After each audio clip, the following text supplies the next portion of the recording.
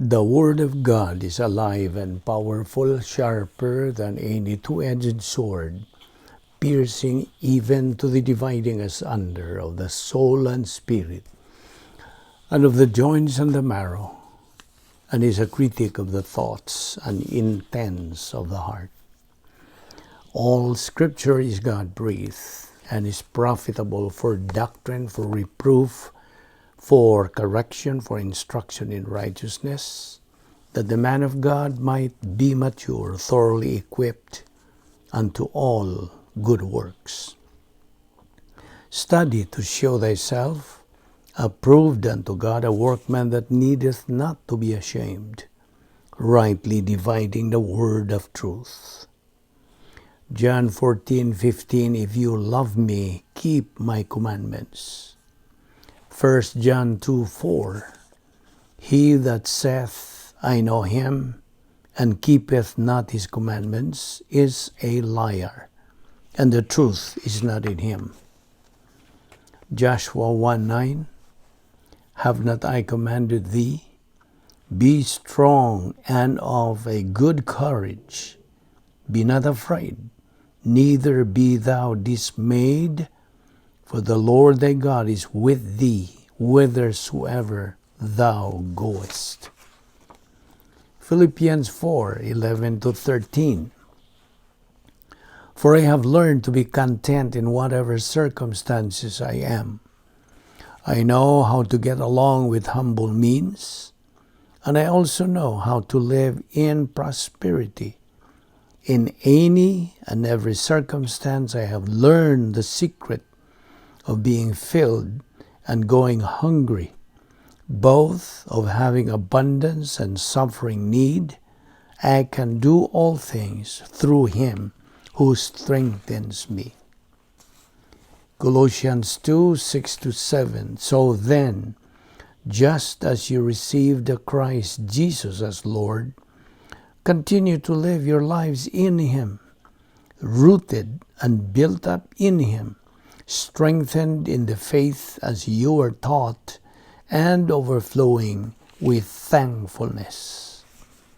Before we start our Bible study nining adlaw, sama sa nandan, atong sundon ang SOP, Standard Operating Procedure, ning atong pagtuon pulong sa Dios adlaw-adlaw. Kikinahanglan ang atong paglimpyo sa atong kalag, atong i-flush out ang tanan ng mga salang nabuhat ng adlaw. Kay kini kung dili nato isugid ngadto sa tubangan sa Dios nga Amahan, mahimo lamang kining babag sa atong pagabuhaton nga pagtuon sa pulong sa Dios, ug ang Malang Espiritu Santo, the only teacher of truth, dili makalihok sa iyang ministry nganhi kanato. Kung ana ka ng babag, busa alang kanimo magtutuo, kanatong mga magtutuo, gikinahanglan ang atong paggamit sa prinsipyo sa 1 John 1:9. If we confess our sins, God is faithful and just to forgive us our sins and to cleanse us from all unrighteousness. But for you, unbeliever, the issue you are facing is faith alone in Christ alone. Acts 16:31 nagaingon, tumuo ka kang Ginoong Hesus ug ikaw maluwas. Busa, the next few moments, therefore, are devoted to silent prayer. Ang tumong niini is to make sure that we are filled with God, the Holy Spirit, as we approach the Word of God. Now, so we will observe silence, kahilom, samtang kita we examine our conscience and find out if we still have in our soul some personal sins, mental attitude sins, sins of the tongue, or overt sins. So, ato kining i-homologeo. Matud pa sa Grigong pulong, acknowledge, cite, enumerate, claim that you have committed those sins ngadto sa tubangan sa Dios. So, ato kining ihomologeo, acknowledge them to God the Father. Okay? So, therefore, sa hilo maganpo ta. Let us pray.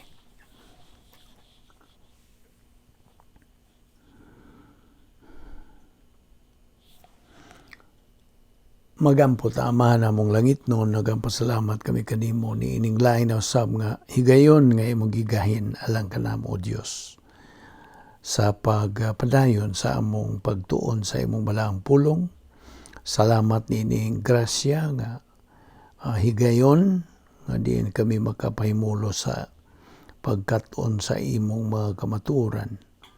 Salamat ni ining among Bible study pinagi sa YouTube o sa Vic Balbido Evangelistic Ministry.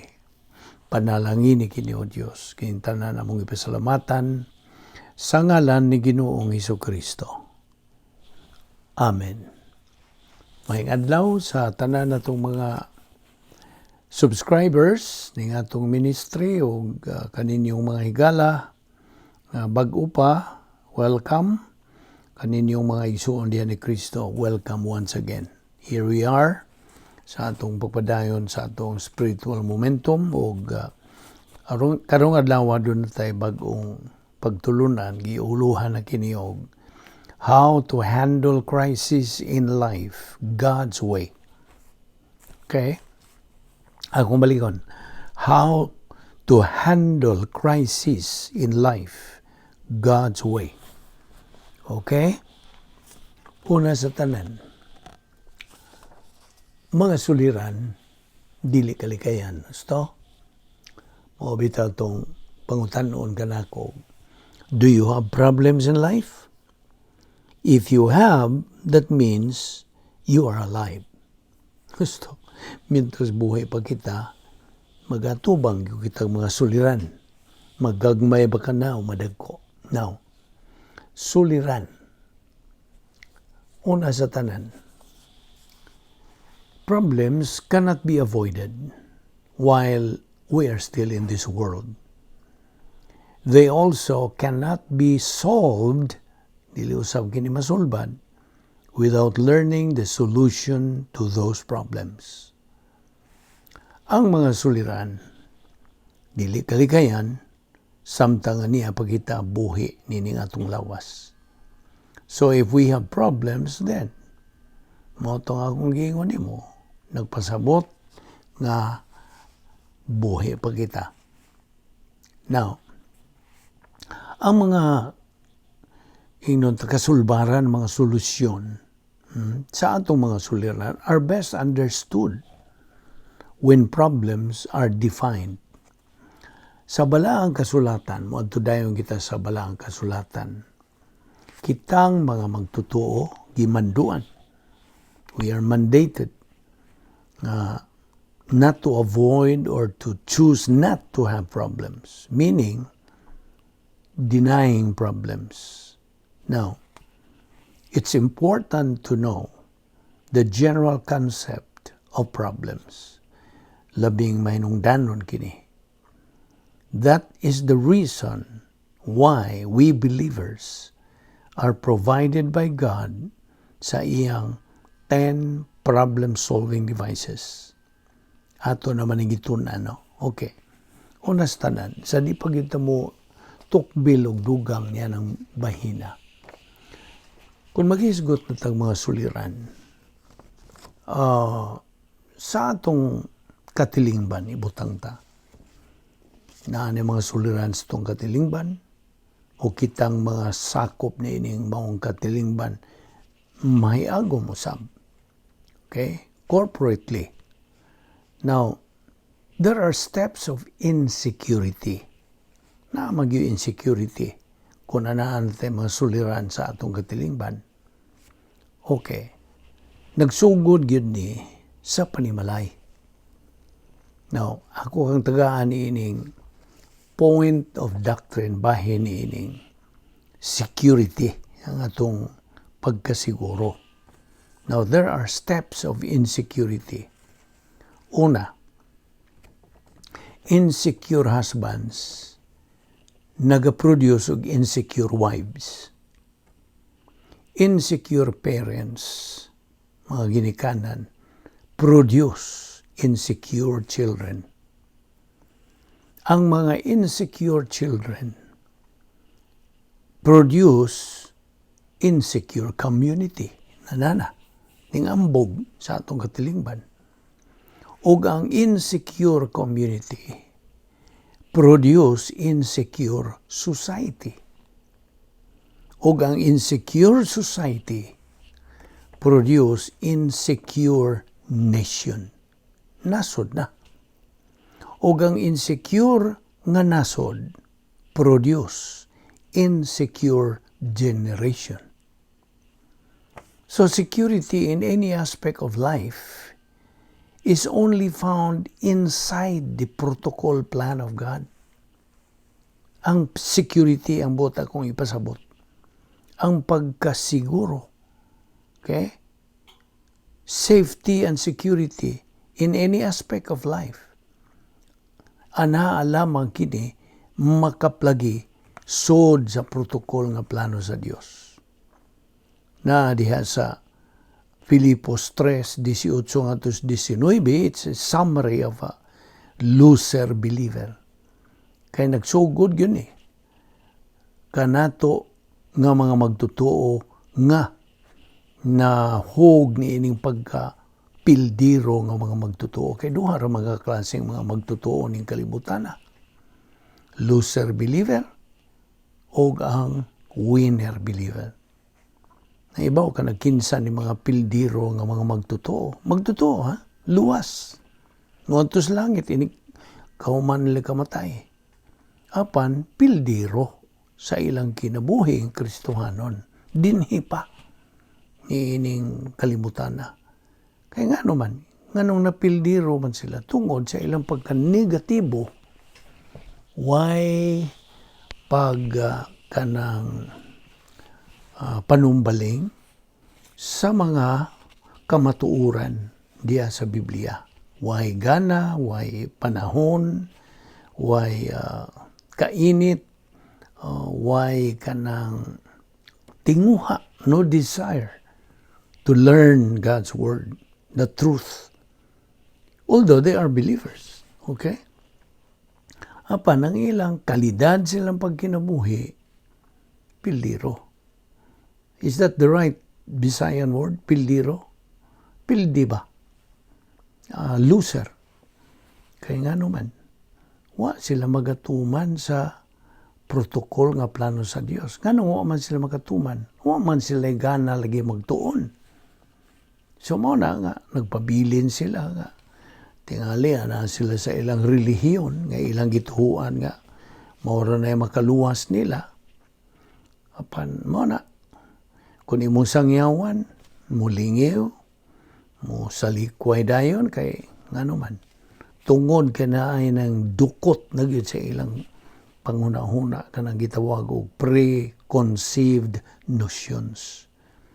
Mao na nga, makatawa lang ko nining uban na itong mga higala nga kung imong sangyawan, ingon lang, unsay akong himatan mo, mampuy akong pakamatyan. You see? Looy. Alaot kayo. They are lost. No, of course, kanang ang bote kung ipasabot, kanto imong sangyawan nga mga dili magtotoo, mga unbelievers. They are lost. Eternally lost. So, until sila mo usab sila sa ilang mo managingon og mo change their mind, metanoeo sa Grigong pulong is to change your mind. Inay nga magpabilin kag sa imong relihiyon nun, panimong usbon ka na, mo about face ka, okay?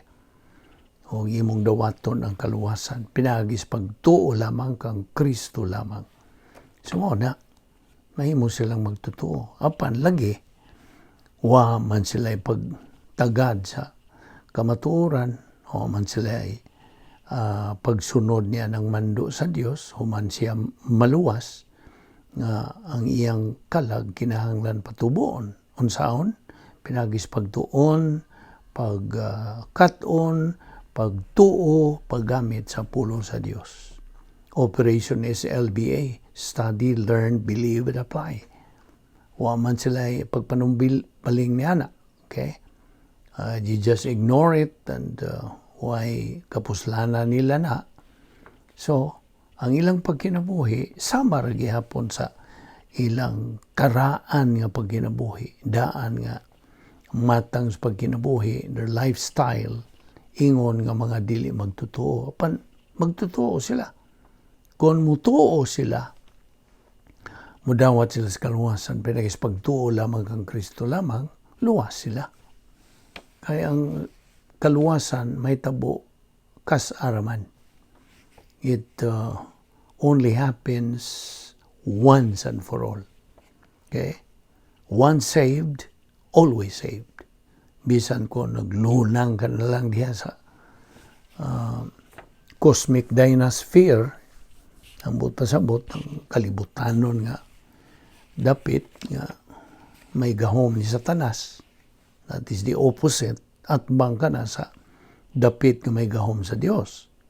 Ato sigihan din hisgot bahin ining operational divine dynasphere. So mo na nga ang mga suliran muhan o kaniya dili na ingnon ta deserved suffering kundi deserved gyud.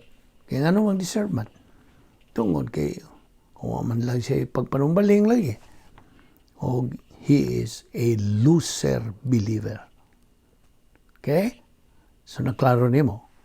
So, akong balikon nga, mao na nga ang Dios nagahatag niya ning iyang 10 problem-solving devices aron kanang maong magtotoo, magkinabuhi, ingon nga mananaog nga magtotoo, winner believer. Mao na nga niyang akong gi-quote kanimo karong di padugay ang summary of a loser believer sa Philippians 3:18-19. So, ang mando sa Dios, na ibaw naman ka, Episo 4:23, every believer, tanan, matag magtotoo, must be renewed through the agency of God, the Holy Spirit. Okay? Kinahanglan magbag-o siya, pinagi, sa the agency of God, the Holy Spirit. So nakita nimo the steps of insecurity. Mao na ni. We have produced insecure generation. Mao na nga ana man tay kabubuton, makapili man ta, mahimong pildiro o mahimo putang mahimong mananaog. So, choose. Pili. Iagad ka lang sa Diyos. Kung naibaw ka nag-resulta po. Any negative attitude ni mo kasi mong volition na agyo'y negative nga consequence. Okay? Na agyo appalling consequence. So, ang kong balikon nga, it is important to know the general concept of problems. Kaya niya man ta karon nagat hisgot bahin ining mga suliran sa kinabuhi. Now, basically, there are two classifications of problems. Dunay duha kamatang categorical o functional. Unsa man ning categorical problems? Kining categorical problems are being spiritual. When we become carnal, suliran yun. Basta, suliran nga dako. Kung ikaw maglunang sa kasalanan, wa kay pagsugid niya nga to sa Diyos. So, it's a problem. You become carnal, og naibaw ka na unsay kahimtang sa karnal nga magtotoo, tuwa siya magapuyo sa dapit nga may gahom ni Satanas. Nganla na to ka nag-cosmic dynasphere. Duha man na cosmic dynaspheres. One, Cosmic Dynasty 2. Ang 1, CD1, ito na lang ng initial. CD, Cosmic Dynasty na. CD1, Arrogance Complex. Ang CD2 is Hatred Complex. So, tuwa ka magpuyo.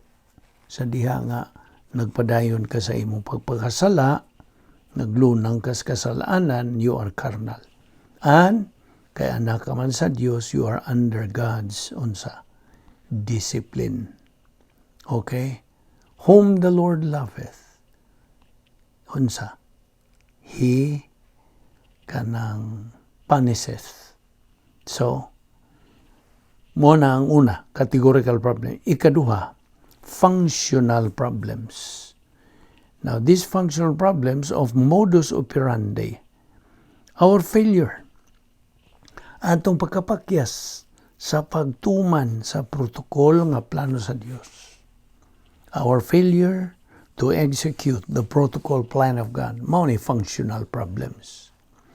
Now, furthermore, categorical problems are problems that are related to sins and emotions in the life of the believer. Now, sa diha nga ang emotion, ang pagbati, maunay mo hari, maunay mo dumala, maunay mo dominate sa kinabuhi sa Kristohanon, then, suliran. Basta, kaya naghisgot man tag suliran, that is a problem. It is only supposed to respond ang atong emotion, not to initiate. Nainomdom ka? This is very basic nga doktrina. Ang atong emotion, ang atong pagbati, igo lang kining mutubag, dili maoy muuna to initiate. So, tiwan our emotion is supposed to respond, not to initiate. Now, these problems, kaning atong gisgutang mga suliran, are caused by ignorance of Bible doctrine. Ignorance of the 10 problem-solving devices. You see? Mao ni hinungdan. Nga nang gawas ang iyang mga suliran, kumikan sa iyang pagka-ignorante, way alamag sa kamatuoran, sa pulong sa Dios, o sa napulo ka mga solusyon sa atong mga suliran. So, without knowing the 10 problem-solving devices, how can we handle our problems? Dili. We cannot. Di yun. Ako ka nag-iingon nga, human solution is no solution. Only divine solution is the real, genuine solution. Prinsipyo man gihapon na. Therefore, there is malfunction of the believer's emotion sa diha nga ang maong magtotoo way alamag sa pulong sa Dios, especially God's 10 problem-solving devices. Iya man lagi sa likway, o man niya panumbalinga, na mauna, resulta na siya daghang mga suliran. O kanang iyang mga suliran nga giatubang, disiplina na niya. Umikan sa iyang way pagtagad, way pagpanumbaling. Kasabot ka, mawita na nga, kung naanay mga suliran nga maubot sa iyang kinabuhi, dayon siya og basol sa Dios. You see? Sayon ra gyud siya mo basol mo yun. Nganong maning gitugot man ni sa Dios nga mudangat sa akong kinabuhi? Why did God let this happen to me? Na mo na famous cliche sa mga magtotoo nga way pagtagad sa kamatuoran. So, now, madto tas 7 ka mga kategorya of categorical problems. 7. There are 7 categories of categorical problems. Okay, ang una niini, destruction from self and others. Ang imong pagkalinga, nalinga ang imong espirituhanong kinabuhi. Distracted ka sa imong kaugalingon o sa uban. Nalinga ka. Ikaw ra mong ang imong gitutukan imong kaugalingon, Mao na nga. Nalinga ka na sa imong pagtutok diha sa imong espirituhanong pagkinabuhi. Kasabot ka ba? Nalinga ka pinaagi sa unsa? Pagpadayon lang nimo, paglunang sa mga kasalanan nga sala sa hunahuna, sala sa dila, sala sa buhat. You see? So, kining distraction, pagkalinga, tungod sa atong kaugalingon, our arrogance, atong pagkamapaytason, kita, ako, you see, me, I, myself. So because of us, o yung kaduha, because of others, naiuban na itong mga higalaan, atong mga silingan baron. Now, kikinigong punto akong dadon diyan nimo. Every believer is a walking grenade. Mura ba granada? Kita ba ka granada? It's every believer is a walking grenade, vulnerable to fragmentation. Now, mao na nga bantay gyud. Bantayan gyud nato, magmaigmat gyud ta ingon nga mga Kristohanon. Nga dili ta mabiktima niini. So distraction from self and others, mao ni nag-una nga kategorya. Ikaduha, fear and other emotional problems. Now, ang mga magtutuo dito sa karaang kanang kasulatan, bala ang kasulatan dito sa karaan nga kanang Old Testament believers, kanang ilag yung na-conquer ilang kahadlok. Old Testament believers who conquered fear. Kinsa man, ehemplo, si Moises sa iyang pagsiak, pagbahina sa pulang dagat. Moses in Red Sea. Si David sa iyang pagatubang sa higanti nga si Goliath. Si Abraham nga gisugo sa Dios nga patya ng imong anak. Unsa man nimi ikis-kisi ba si Abraham, ayaw, dugay na kung paabot ini akong anak, kunya ipapatay nimo. Abraham kanang mituman siya, misugot siya sa mando sa Dios tungod sa iyang kanang pagbuntog niya sa iyang kadlok. Abraham to slaughter or offer Isaac, his son, iyang kanang halad unta ang iyang anak. Apan ang Dios di man makatugot nga bungkag o madaot ang iyang plano. So ang anghel mo ay mipugong sa pag-aksyon na unta ni Abraham sa pagpatay sa iyang anak nga si Isaac, na gikuptan do iyang kamot.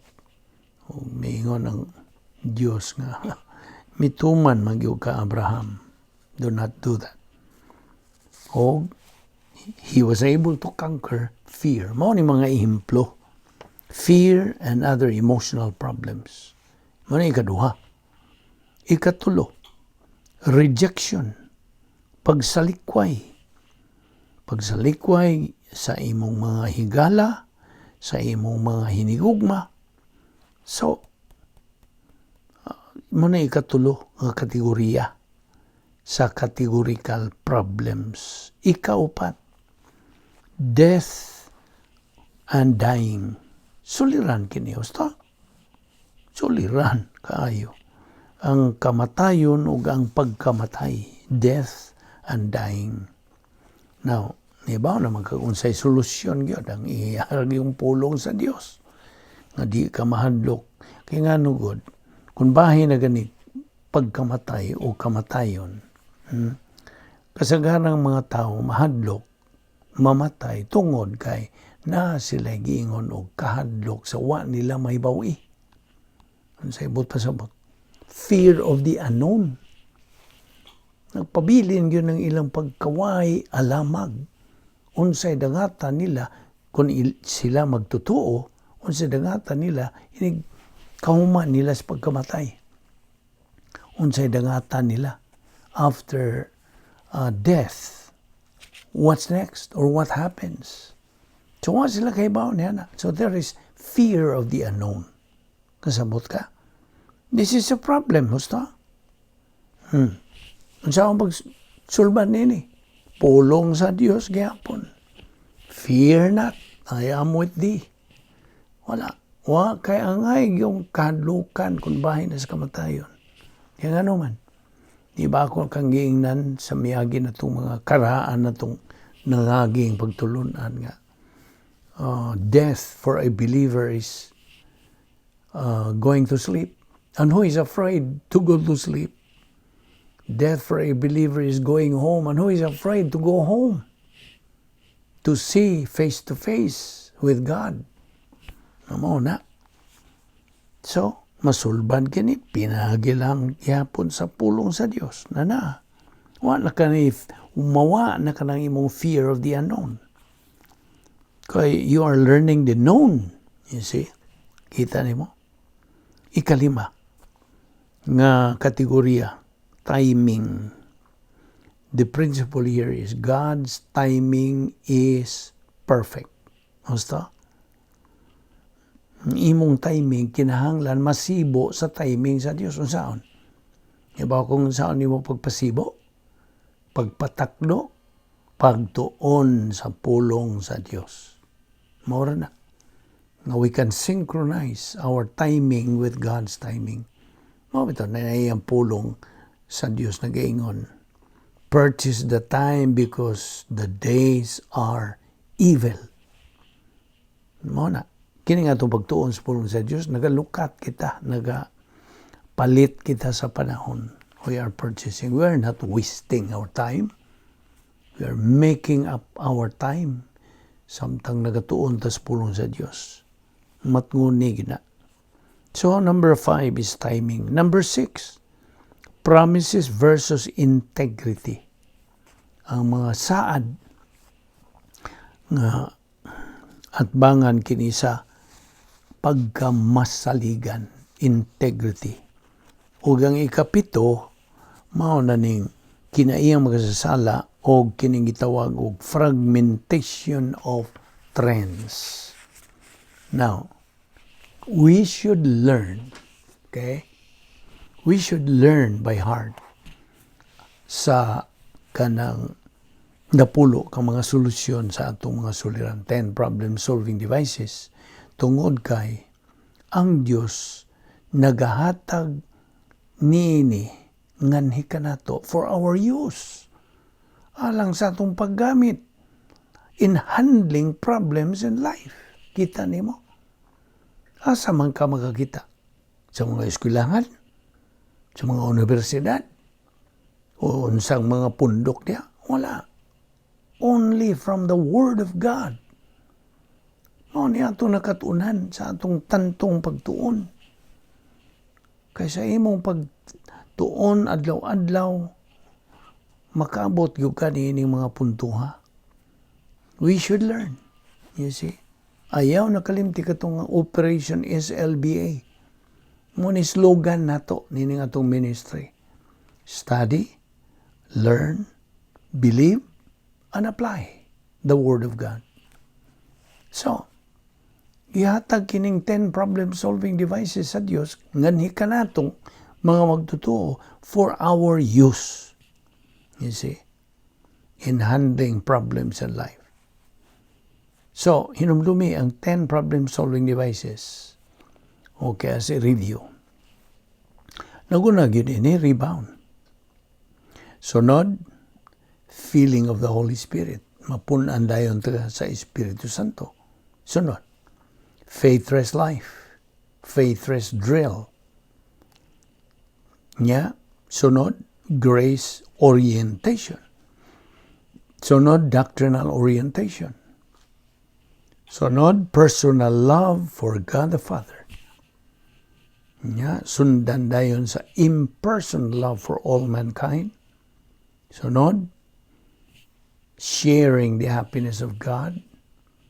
Sunod, personal sense of destiny.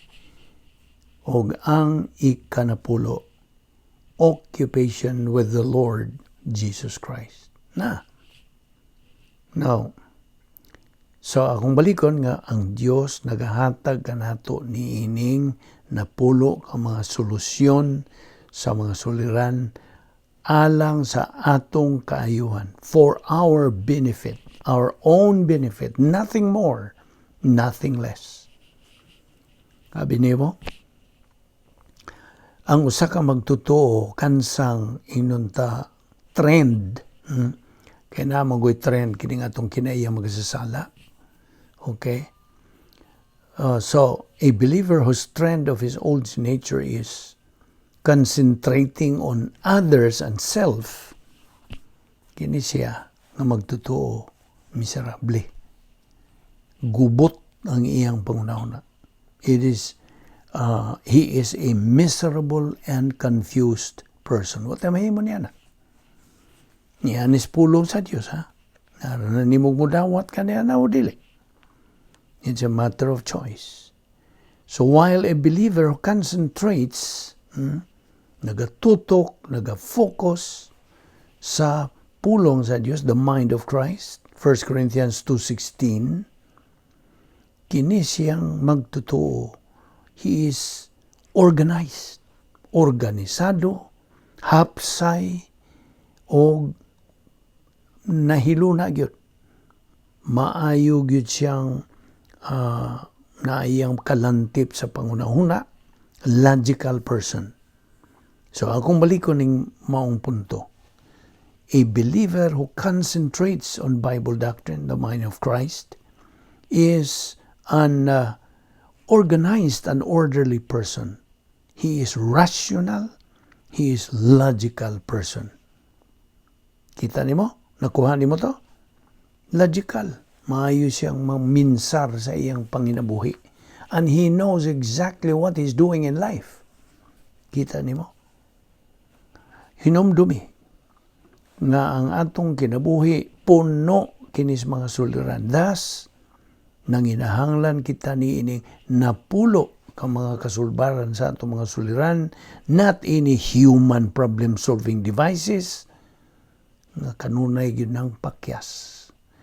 They always fail. Nomdom ka sa prinsipyo.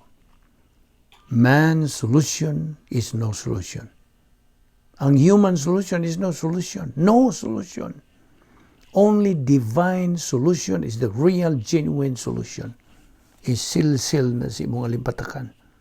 Kung ikaw magtotoo, this is it.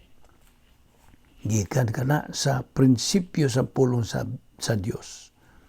Nomdom ka ba sa tulo ka spiritual skills? Rebound, post-salvation epistemological rehabilitation, o utilization of the 10 problem-solving devices. Mao ni tulo ka mga spiritual skills. Kahanas ang imong kanang sugid sa imong mga sala, kung ikaw magasala. Unya, padayon ka sa pagtuon sa pulong sa Diyos sa post-salvation epistemological rehabilitation, or ang lain nga ni Operation Z. Okay? Unya, ang ikatulo is ang imong paggamit na sa napulo ka mga solusyon sa atong mga suliran. Abi nimo, we have no right to deal with the sins of others. Yun tay katungod. Tungod kay ang Diyos. Siya ay nagagunit sa tanang. All the facts. He is the one keeping all the facts better than we do. Okay? Mas nahibaw pa ang Diyos kay nato. Di man na. Kinaman ko'y uban nga ilang pagtuo nga sila mas labaw pag sa Diyos. Mao nagingon sa mga batang hayaman. Now, inumdumi nga ang Diyos is perfect justice. Susta? Hingpit siyang justisya. Makiangayon ang Diyos. Hingpit ang iyang pagkamakiangayon. He knows best how to deal other believers. So we have to observe the principles of privacy of the priesthood. Natay tinagong panimuyo ingon nga mga saserdote. Kaya kita mga magtotoo, gitawag man taong magtotoo, pare, okay? Believer priests kita. Now, inumdumi usab that one of the rules of the Royal Family Honor Code, usa sa mga lagda niini, kining gitawag og live and let live. Okay? Mao ni usa sa mga lagda sa Royal Family Honor Code. Now, abrihe karon ang imong Biblia diya sa Mateo Kapitulo 7, versikulo 1. Okay? Now, verse 1. Matthew 7, verse 1. Do not judge, so you be not judged. Verse 1. Verse 2. For in the way you judge others, you will be judged. And with the measure you use, it will be measured to you. Verse 3. Why do you look at the speck of sawdust in your brother's eye and pay no attention to the plank in your own eye? Now, kining hisgutan sa versikulo 3, why do you look at the speck of sawdust in your brother's eye? Kining sawdust ini puling. Nganong tanawon man nimo ang puling at the speck of in your brother's eye, and pay no attention to the plank in your own eye. Nga truso na yun imong kaugalingong mata. Isi mo na buot ipasabot. Now, ato na punta sa 1 Corinthians chapter 4, verse 5. 1 Corinthians 4:5. Nagaingon. Therefore, judge nothing before the appointed time. Wait till the Lord comes. He will bring to light what is hidden in darkness and will expose the motives of men's hearts. At that time, each will receive his praise from God. Now, okay. Sa laing bahin, hinumdumi, kadtong mga ganghaan, the gates of the Supreme Court of Heaven, ang punto kung dadon diha kanimo nga, ang mga ganghaan sa Supreme Court of Heaven is open, bukas kini 24 hours, 7 days a week, 365 days a year. It is never closed, or it never closes. Dili yun na sirhan. Bukas kini all the time. And once you commit the sin of judging, what do you do then? Kay sala na ba ning maghukom ta sa ubang tao? Musta? Sa diha nga musugod kag panghukom. Ngadto sa ubang tao then you sin. Unsa may mong buhaton human kamo once you commit the sin of judging? Rebound and keep moving. Ayaw dayo na kalimti. Hinumdumi dayo na. Rebound and keep moving. 1 John 1:9, if we confess our sins, God is faithful and just to forgive us our sins and to cleanse us from all unrighteousness. And then, dili kay mohunong lang kadiha. You have to keep moving. Padayon. Continue and keep on keeping on in your spiritual momentum. Ang buot pasabot ng spiritual momentum, nga mobuylo ka, musibog ka, sunan mo abanti ka, dili kay mo atras ka sa imong Kristuhanon nga pagkinabuhi. Gamita ang gitawag natong faith rest drill. Faith rest drill. Nabitaw na it's /F/R. Faith, pagtuo. Rest, pahuway. Kining maong pagtuo, nagdakinig pahuway. You see? It kanang brings peace to you. So we have to apply this. This is a drill or a technique. And the pertinent doctrinal rationales like grace orientation, etc. Sa laing pagkasulti, kinahanglan nga mo reverse concentrate kita sa buto sabot. Atong i-recall, atong hinumduman.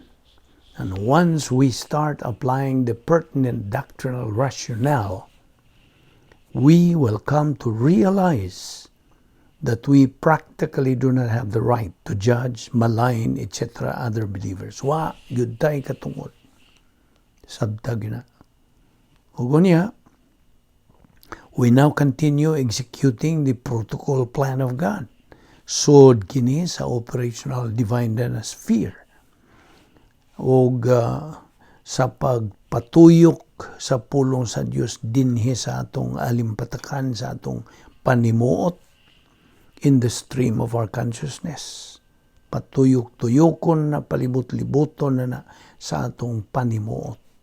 Ang pulong sa Dios nga atong kanang dawat, gitun-an, katunan, gituuhan o katong gigamit. So, what are other doctrinal rationales that we have to apply? Well, grace orientation. That is doctrinal rationale. Personal sense of destiny. Impersonal love for all mankind. Kini. Personal love for God. Sharing the happiness of God. And occupation with Christ. So as we go on in our spiritual momentum, nining atong pagbuylo, nga espirituhanon, magkakabuto niya ta. Sa atong tumong, the stage of spiritual adulthood. Kung mainungdan nga, we can step the point of spiritual maturity. Kining spiritual maturity is the stage of capacity for life, the life beyond gnosis, or otherwise called pleroma stage. Ang nakini where we glorify God to the max. Of course, ato nang gitunan nga milabay nga dili man kita makahimaya sa Dios. Ang Dios ra makahimaya sa Dios. Umikan sa atong nabuhat o kanang nakabutan nga spiritual maturity anha na nga mahimaya ng Dios. Mahimaya siya sa atong pagkabot niya na. Apan dili kita mo ay naghimaya kaniya. Siya ang mahimaya umikan sa atong pagkabot sa ang stage of spiritual maturity. And that's the stage where God is glorified to the max. So once again, we should know and identify the problems we have, okay? Nga atong mailhan sa ang mga suliran nga atong sinatis kinabuhi, so we can apply the pertinent problem-solving device nga giandam sa Dios kanato, gihatag sa Dios kanato alang sa atong paggamit for our use. Ato ni padayon ugma o daghan pa kayo kitag pagatukion bahin niini. So we invite you to continue sa atong padayon niining atong spiritual momentum, niining atong ministry. Magampo ta. Balaan na mga Diyos, salamat niining higayon nga among gipahimoslan. Grasya ang imong mga pulong nga imong itudlo kanamo bahin sa mga suliran nga among abuto among atubangon sa kinabuhi. Salamat o Diyos sa imong pagkamatinumanon gayud sa imong mga saad. Imong makiangayon sa tanan o sa imong pagsangkap gayud sa among mga gikinahanglan sa kinabuhi ingon nga imong mga anak. Salamat niining tanan among Bible study through the YouTube. Kining tanan among ipasalamatan sa ngalan ni Ginoong Hesukristo. Amen.